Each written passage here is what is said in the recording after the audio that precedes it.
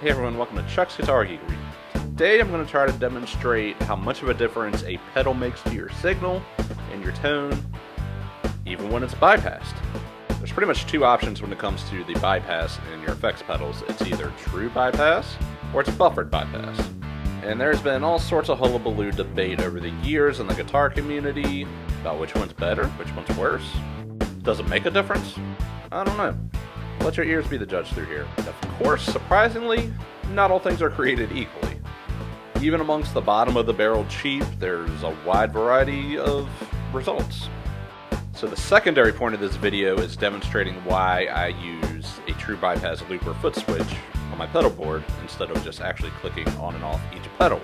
So to oversimplify it, a true bypass looper foot switch is a box you'll see on my pedal board, has an input, and then there's however many foot switches for how many channels.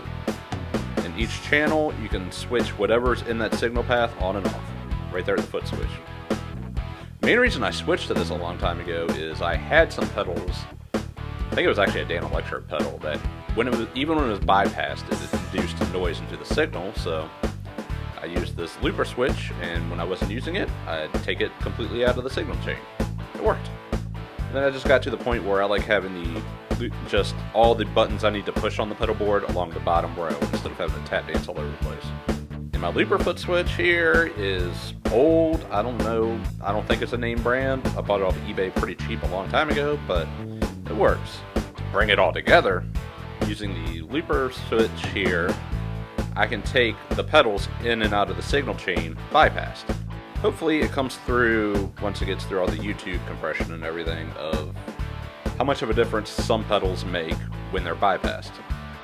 Daisy Rock guitar, orange terror stamp, so what you're going to be looking at in the looper foot switch, going right to left, I'm going opposite because I'm in the video looking at you, is the first button on the right. I have a tube screamer that I'm going to kick in and out, and then the pedal that's the subject of the test is going to be in the second one. So you'll see me clicking that foot switch on and off a lot. When the light's off, the pedal is nowhere in the signal chain. When the light's on, the pedal is in the signal chain bypassed. Then the third one, that light will be on the whole time because that's the amp I'm using, and that's an orange terrorist amp. So make sure you got some earbuds, some headphones. Let me know if you can hear a difference here.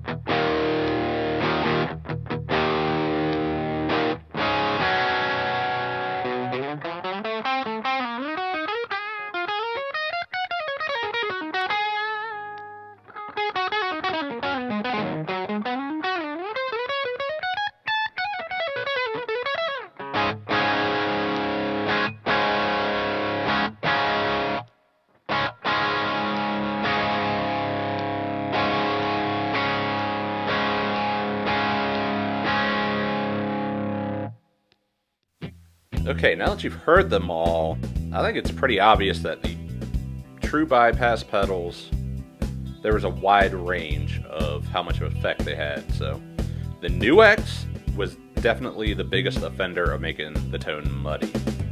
Actually, the whole impetus of me making this video was when I did a demo of that pedal a few weeks ago, and you know, I always have everything running through this looper foot switch. I'll have my pedal board on the floor, I'll have whatever pedal I'm doing on a little table over here so I can twiddle knobs without having to bend over. You know, kind of giving you a peek behind the curtain of how I do my videos here.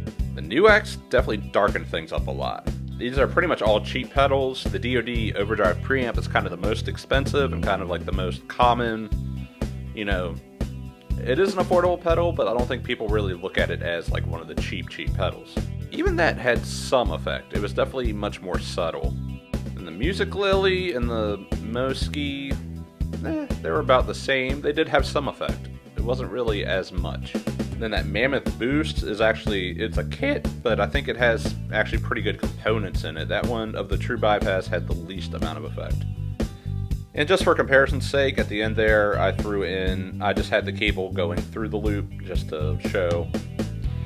There is very slight difference, I think, but whether or not it's enough of a difference that you'll hear it once it goes through all the YouTube compression, I don't know. Then the buffered bypass pedals, the Boss definitely added the most high end to it.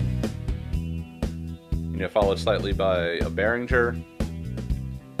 And then of the buffered pedals, I'd say the Den Electro actually was the closest. Like, you could hear a slight bit. So, I guess the whole moral of this story is have at least one buffer in your signal chain somewhere, because I didn't even have long cables going here. These are all short cables because the amp's actually within the pedal board. Especially the people I see that just make a whole cheap pedal board, you know, especially like the little mini type pedals like the Moski and the K-Mize and all that. You need at least one buffer in there somewhere. You know, Behringers can be found cheap, you know, something near the end of that signal path needs a buffer, somewhere in there.